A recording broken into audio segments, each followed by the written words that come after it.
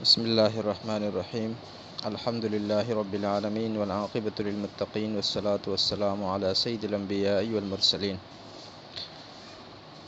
آسان فقہ برائے خواتین کورس کے سلسلے میں آج زکوٰۃ سے متعلق مسائل کا آغاز کریں گے۔ اس سے پہلے نماز اور اس کے بعد روزوں سے متعلق مسائل کا بیان مکمل ہو چکا ہے۔ زکوٰۃ کے مسائل کو شروع کرنے سے پہلے زکوٰۃ کی اہمیت اور زکوٰۃ کی مشروعیت پر تھوڑی سی بات کریں گے۔ جیسا کہ پہلے بتایا گیا تھا کہ نبی کریم صلی اللہ علیہ وسلم کی 13 سالہ مکی زندگی میں جو واحد عبادت فرض تھی وہ نماز کی عبادت تھی۔ البتہ مدینہ منورہ ہجرت کر جانے کے بعد تدریجاً دوسرے عبادتیں فرض ہوئی ہیں، تو زکوٰۃ یہ بھی مدینہ منورہ جانے کے بعد سن 2 ہجری کے اندر فرض ہو گئی تھی۔ زکوٰۃ یہ ٹیکس نہیں ہے، بلکہ زکوٰۃ مال کو پاک کرنے کا ذریعہ ہے۔ چنانچہ جو لوگ پابندی سے ہر سال اپنے اموال کی زکوٰۃ ادا کرتے ہیں تو وہ اس کے برکات اور اس کے ثمرات بتاتے ہیں، اور جو لوگ مالدار ہونے کے باوجود بھی، صاحب نصاب ہونے کے باوجود بھی زکوٰۃ پابندی سے ادا نہیں کرتے تو ایک تو ان کے مال میں برکت نہیں ہوتی، اور ساتھ ساتھ آخرت میں ان کے لیے بہت ساری وعیدیں ہیں۔ چنانچہ نبی کریم صلی اللہ علیہ وسلم نے فرمایا، جس کے پاس سونا یا چاندی ہو اور وہ اس کی زکوٰۃ نہ دیتا ہو تو قیامت کے دن اس کے لیے آگ کی تختیاں بنائی جائے گی، پھر ان تختیوں کو دوزخ کی آگ میں گرم کر کے ان سے اس کی دونوں کروٹیں، پیشانی اور پیٹھ داغی جائے گی، اور جب وہ تختیاں ٹھنڈی ہو جائے گی تو پھر گرم کر لی جائے گی۔ اسی طرح ایک اور روایت میں نبی کریم صلی اللہ علیہ وسلم نے فرمایا، جس کو اللہ تعالیٰ نے مال دیا اور اس نے زکوٰۃ ادا نہیں کی تو قیامت کے دن اس کا مال زہریلا گنجا سام بن جائے گا اور وہ اس کی گردن میں لپٹ جائے گا، پھر اس کے دونوں جبڑے نوچے گا اور کہے گا، میں ہی تیرا مال ہوں، میں ہی تیرا خزانہ ہوں۔ تو ان روایات سے معلوم ہوا کہ جو صاحب نصاب ہے انہیں چاہیے کہ ہر سال اپنے مال کی زکوٰۃ پابندی سے ادا کرتے رہا کریں۔ جہاں تک نصاب کی بات ہے تو زکوٰۃ کے نصاب کے لیے سونے اور چاندی کو معیار بنایا جاتا ہے، کیونکہ یہی 2 چیزیں نبی کریم صلی اللہ علیہ وسلم کے زمانے میں کرنسی کے طور پر استعمال ہوتی تھی۔ لہٰذا جس کے پاس 52.5 تولے چاندی، اور اگر گرام کے حساب سے دیکھیں تو تقریباً 613 گرام چاندی ہو، یا 7.5 تولہ سونا یعنی 88 گرام سونا ہو، یا پھر اس کے پاس اتنی نقدی ہو، اتنا کیش ہو جس سے 52.5 تولے چاندی خریدی جا سکے، اور یہ 1 سال تک اس کے پاس موجود رہے، تو 1 سال گزرنے کے بعد اس کے لیے زکوٰۃ دینا واجب ہے۔ اگر مال اس سے کم ہو تو اس پر زکوٰۃ واجب نہیں ہے۔ کتنی زکوٰۃ ادا کرنی ہے؟ تو اس کا سب سے آسان طریقہ یہ ہے کہ 1000 میں سے 25 روپے ادا کرنے ہیں، 100 میں سے 2.5 روپے ادا کرنے ہیں، 1 لاکھ میں سے 2500 روپے ادا کرنے ہیں، اور 1 کروڑ میں سے 2.5 لاکھ روپے ادا کرنے ہیں۔ مطلب یہ ہے کہ 100 میں سے 2.5% زکوٰۃ ہے، کل مال کا 40واں حصہ کہلاتا ہے یہ۔ اب کبھی ایسا ہوتا ہے کہ کسی کے پاس سال کے شروع میں 8 تولہ سونا موجود تھا، پھر وہ سال کے درمیان میں جا کر کم ہو گیا، لیکن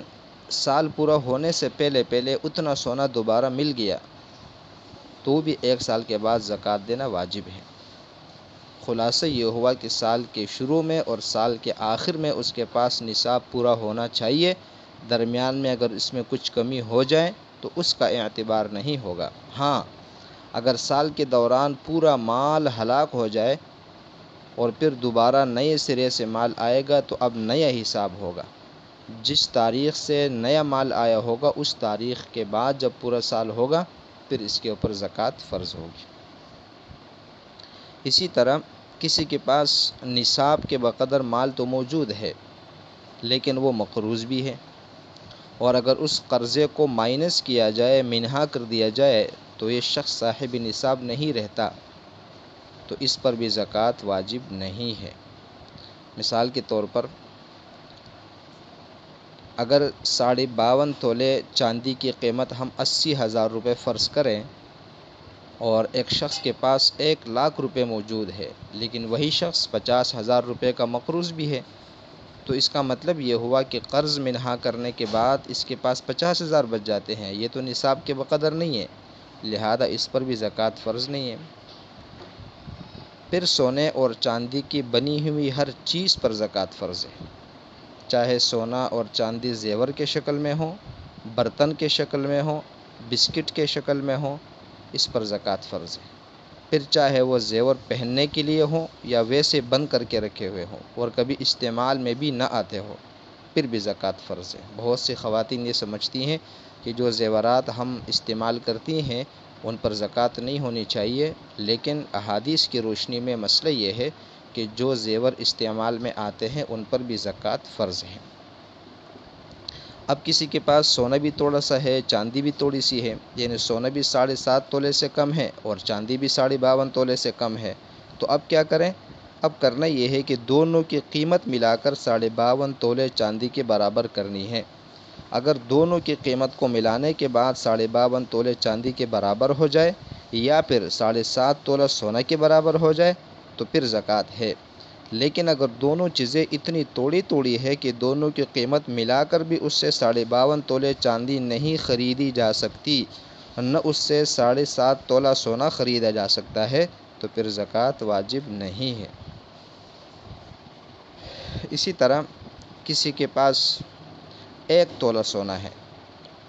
لیکن اس 1 تولہ سونے کے ساتھ ساتھ کچھ نقدی بھی ہے یا تھوڑی سی چاندی بھی ہے، تو اگر کل ملا کر ان کی قیمت 52.5 تولے چاندی تک پہنچ رہی ہے تو بھی زکوٰۃ فرض ہے۔ لیکن اگر کسی کے پاس صرف 1 تولہ سونا ہے اور اس کے علاوہ اور کچھ بھی اس کے پاس نہیں ہے تو پھر ایسے شخص پر زکوٰۃ واجب نہیں ہے۔ اسی طرح کبھی ایسا ہوتا ہے کہ ایک شخص کے پاس جنوری کے مہینے میں 10 لاکھ روپے تھے اور پھر سال کے درمیان میں جا کر جون جولائی میں اس کے پاس مزید 5 لاکھ روپے آ گئے، اور اب دوبارہ جنوری کا مہینہ آیا، تو اب جنوری کا مہینہ جب آئے گا تو 15 لاکھ کی زکوٰۃ دے گا۔ 10 لاکھ شروع میں تھے، 5 لاکھ کا درمیان میں اضافہ ہوا ہے، یہ جو درمیان میں 5 لاکھ بڑے ہیں اس کے لیے الگ سے سال گزرنا ضروری نہیں ہے، اس کو پہلے سے موجود مال کے ساتھ ملایا جائے گا اور دونوں کی زکوٰۃ ادا کی جائے گی۔ اسی طرح کسی کے پاس سال کے شروع میں 10 تولے سونا رکھا ہوا تھا، لیکن سال گزرنے سے پہلے 3-4 مہینے کے بعد 2-4 تولہ اور سونا آ گیا، یا کسی کے پاس 100 تولہ چاندی تھی اور سال کے درمیان میں جا کر 50 تولہ چاندی اور آ گئی ہے، تو اب کل مال کی زکوٰۃ ہوگی، جو بعد میں اضافہ ہوا ہے اس کے لیے الگ سے سال کا گزرنا ضروری نہیں ہوتا۔ یہ سونے چاندی کے زکوٰۃ سے متعلق مسائل تھے، اور انشاءاللہ کل کے سبق میں پھر ہم مالی تجارت پر جو زکوٰۃ کے مسائل ہیں وہ انشاءاللہ پھر ہم کل پڑھیں گے۔ زکوٰۃ کے مسائل چونکہ زیادہ حساس ہوتے ہیں، زیادہ باریک ہوتے ہیں، اس لیے کوشش کی جائے کہ ان مسائل کو غور سے سنا جائے، اور اگر کوئی چیز زکوٰۃ کے مسائل میں سمجھ میں نہ آئے تو فوراً اس کے بارے میں سوال کیا جائے تاکہ اسی وقت اس کا حل تلاش کیا جائے۔